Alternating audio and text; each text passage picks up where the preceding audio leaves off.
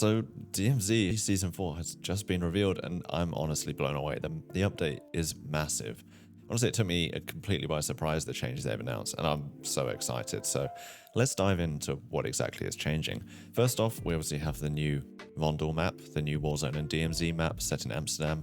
Actually, I'm going to leave that till last, as it's probably the least exciting reveal we have today. The biggest change, I believe, is the new forward operating base. This is basically a hideout with another name. For those of you who have played Escape from Tarkov, as you level up and loot items, you can unlock more things in your hideout, which give you benefits like a bigger stash, better mission rewards, that sort of thing. And this is exactly what it seems as we are getting with DMZ Season 4. This could make missions so much more impactful and the rewards so much better. Now, as you complete missions and level up factions, you can upgrade things like your stash, unlock insured weapon slots, or get access to secret missions. The bounty board is also a really interesting feature that looks as though upgrading this will give you access to cheaper items from the store in-game and easier barters in-game. So imagine you level that up and you can go in and get a comms vest or a skeleton key really, really cheaply and easily because you've grinded it, you've found items, you've done the right missions, whatever it is.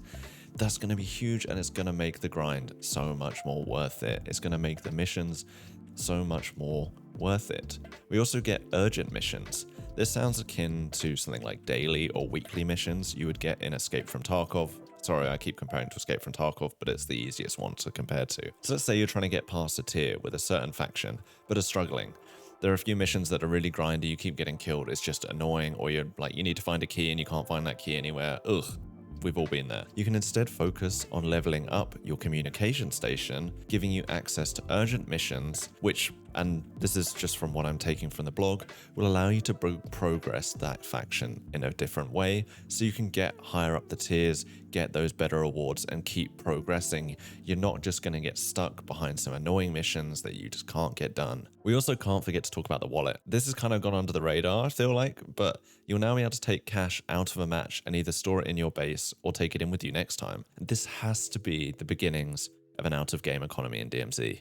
And that is something I've been hoping and waiting for since the launch of DMZ last year. Now, we don't know where this is going to go. My hope is that it means in the future, you will have a bank account, effectively. The wallet will be your money, right? And you can use that to buy weapons, to buy gear, to buy better bags, better whatever, and take them in to the game. And so it's not like, oh, my insured weapon slot's back, now I can just use that meta weapon again. No, you have to buy specific guns.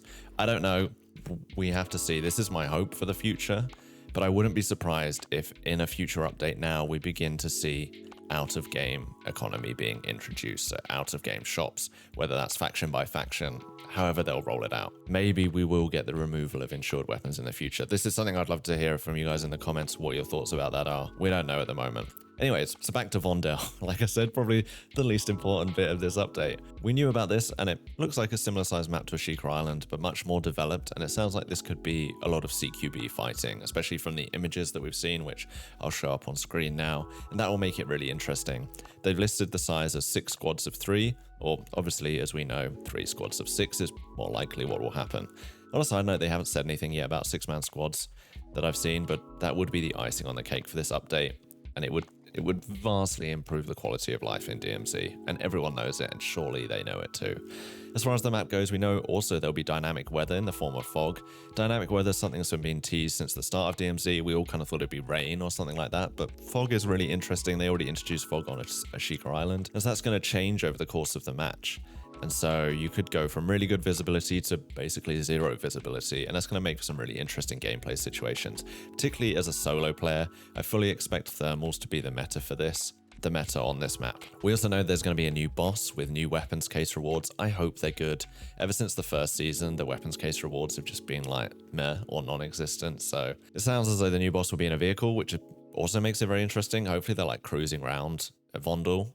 That's going to really draw the players in. That's probably going to make for a lot of interesting PvP. That's all we know for now. I'm super excited for this. Honestly, I was kind of done with DMZ. I was getting a bit bored of it, but this has really pulled me back in. So I hope it delivers. And yeah, I'll be back next week at the start of the season 4 with more content on DMZ. So if you're excited for that, drop it a like. Let me know in the comments below your thoughts on this update. I think it's massive, and I'll catch you guys next time.